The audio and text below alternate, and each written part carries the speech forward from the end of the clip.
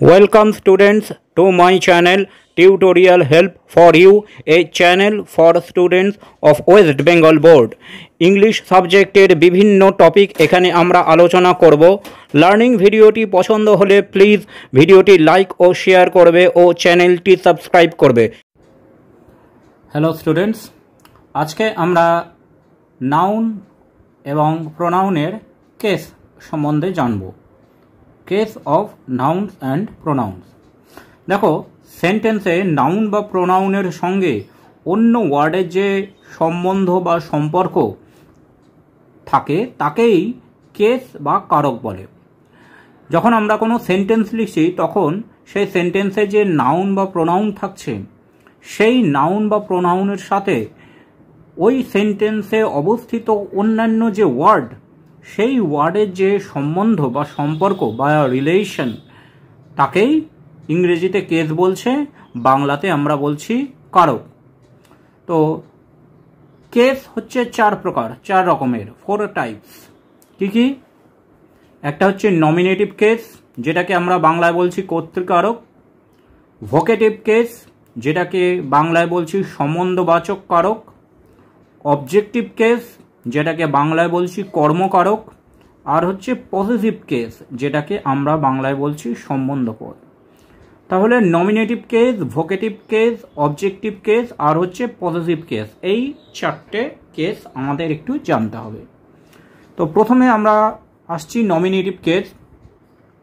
সেন্টেন্সে কোনো নাউন যখন কোনো ভার্বের সাবজেক্ট হিসেবে ব্যবহৃত হয় তখন সেই নাউনের নমিনেটিভ কেস হয়। সেন্টেন্সে যখন কোনো নাউন বা প্রোনাউন কোনো ভার্বের সাবজেক্ট, কর্তা, সাবজেক্ট হিসেবে ব্যবহৃত হয় তখন সেই নাউন বা প্রোনাউনকে নাউনের বা প্রোনাউনের নমিনেটিভ কেস হয়। যেমন দেখো, he is writing a letter. তো এই সেন্টেন্সের সাবজেক্ট হচ্ছে হি, তাহলে হি হচ্ছে প্রোনাউনটা এখানে ব্যবহৃত হয়েছে nominative case. I am playing football, subject হচ্ছে আই, তাহলে আই প্রোনাউনটি হচ্ছে নমিনেটিভ কেস। ইজ হি ইল, সে কি অসুস্থ? তো এখানে সাবজেক্ট হচ্ছে ইজ,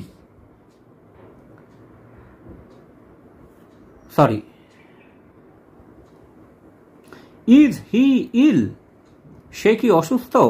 এখানে সাবজেক্ট হচ্ছে হি, তাহলে হি প্রোনাউন হচ্ছে nominative case. Have you seen Ram, তুমি কি রামকে দেখেছো? এখানে একটা প্রোনাউন আছে, একটা নাউন আছে, কিন্তু সাবজেক্ট হচ্ছে ইউ প্রোনাউন, তাহলে ইউ হচ্ছে নমিনেটিভ কেস।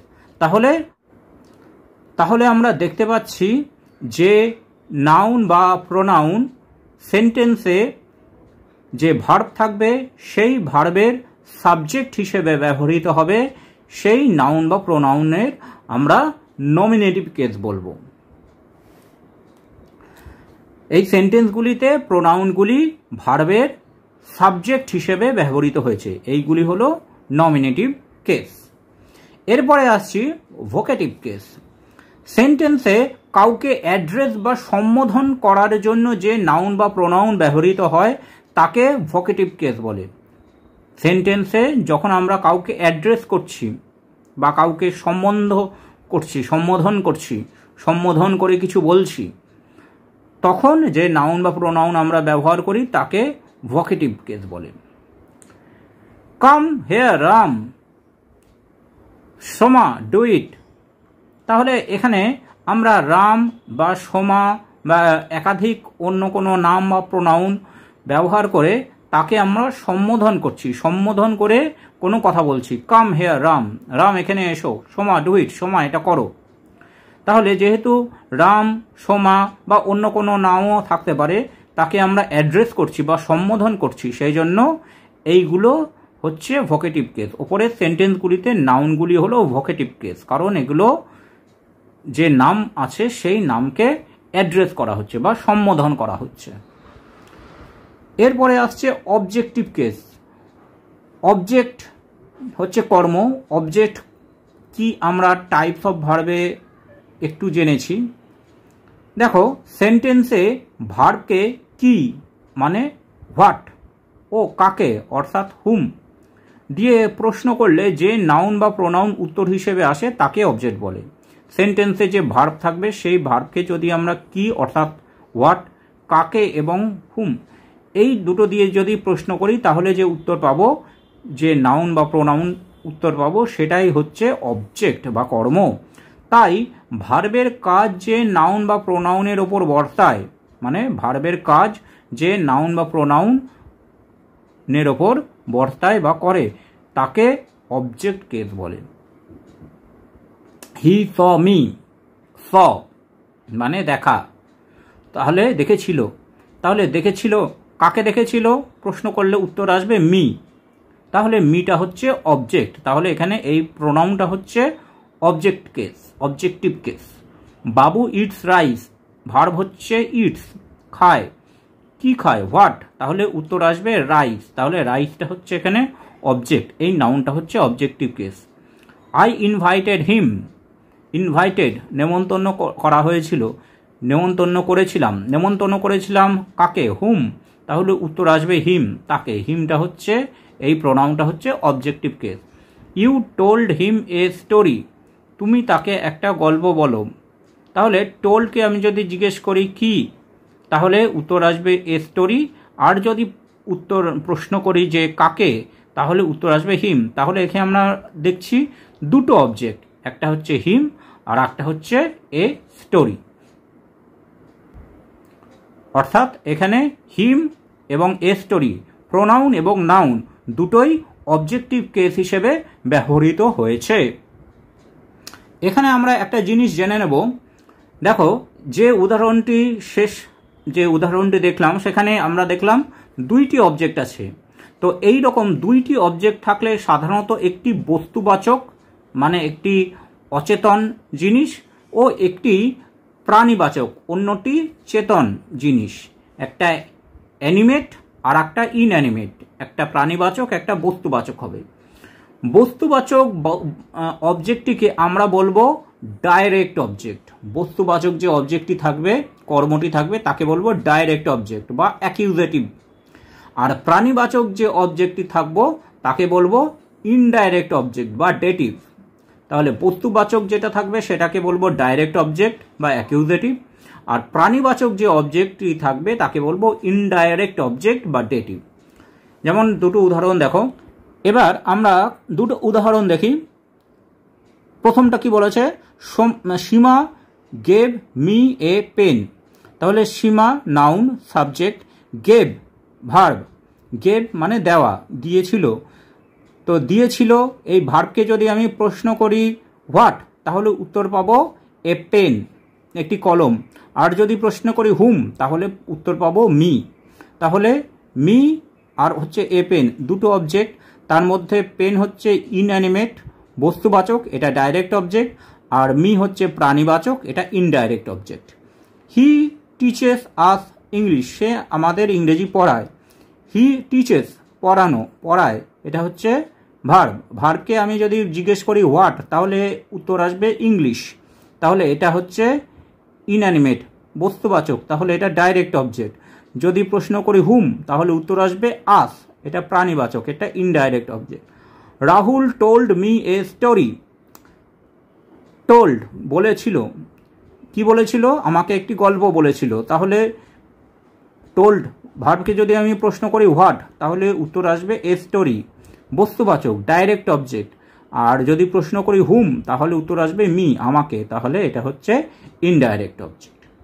এরপরে যেটা আসছে যে শেষ কেসটা সেটা হচ্ছে পজিটিভ কেস। পজিটিভ মানে কারো অধিকারে কোনো কিছু থাকা বোঝায়। তো সেন্টেন্সে ওয়ার্ডের সাহায্যে একটি নাউন বা প্রোনাউনের অপর কোনো নাউন বা প্রোনাউনের অধিকার প্রতিষ্ঠা করে তাকে পজিটিভ কেস বলে। তাহলে একটি নাউন বা প্রোনাউনের ওপর অন্য কোনো নাউন বা প্রোনাউনের অধিকার প্রতিষ্ঠা হয় বা পজেশন প্রতিষ্ঠা হয় তাকে পজিটিভ কেস বলে। যেমন দিস ইজ পিন্টুস ডগ, পিন্টু হচ্ছে নাউন, ডগ হচ্ছে নাউন, তাহলে পিন্টুস ডগ, তাহলে পিন্টুর অধিকারে আছে ডগ, কুকুরটি, তাহলে পিন্টুদ হচ্ছে positive case. He is Roma's father, Roma noun, father noun. কার বাবা? রোমার বাবা, তাহলে বাবার অধিকার কার ওপর আছে? রোমার, তাহলে রোমা হচ্ছে positive case. That is our house, house noun, our pronoun. House বাড়িটি কার? আমাদের, তাহলে আওয়ার প্রোনাউনটি হচ্ছে positive case. That is my shirt, এটি হচ্ছে আমার জামা। শার্ট হচ্ছে নাউন, মাই হচ্ছে প্রোনাউন, তাহলে জামাটি কার? জামার ওপর অধিকার কার? আমার, তাহলে মাই হচ্ছে পজিটিভ কেস। তাহলে কারো অধিকারে কোনো জিনিস যখন বোঝাচ্ছে, পিন্টু, রোমাস, আওয়ার, মাই বা এরকম আরও উদাহরণ আমরা পেতে পারবো, তো সেইগুলো যখন কারো অধিকারের বোঝাবে কোনো নাউনের ওপর, তখন তাকে আমরা বলবো পজিটিভ কেস। এইবার আমরা প্রোনাউনের বিভিন্ন কেসের যে রূপের পরিবর্তন ঘটে, যে বানান বা ফর্মের চেঞ্জ হয়, সেইগুলো আমরা একবার দেখে নেব। এগুলো আমাদের ভবিষ্যতে কাজে লাগবে। দেখো, আই নমিনেটিভ কেসে আই, অবজেক্টিভ কেসে হয়ে যায় মি, আর পজিটিভ কেসে হয়ে যায় মাই বা মাইন। উই, উই অবজেক্টিভ কেসে হয় আস, পজিটিভ কেসে হয়ে যায় আওয়ার বা আওয়ার্স। ইউ অবজেক্টিভ কেসে ইউ থাকে, পজিটিভ কেসে হয়ে যায় you or yours. He objective কেসে হয়ে যায় হিম, পজিটিভ কেসে হয়ে যায় হিজ। শি এটা অবজেক্টিভ কেসে হয়ে যায় হার, পজিটিভ কেসে হয়ে যায় হার্স। ইট এটা অবজেক্টিভ কেসে ইট থাকে, পজিটিভ কেসে হয়ে যায় ইটস। দে এটা অবজেক্টিভ কেসে হয় দেম, আর পজিটিভে হয়ে যায় দেয়ার বা দেয়ার্স। এইগুলো আমরা একটু ভালো করে মনে রাখার চেষ্টা করব।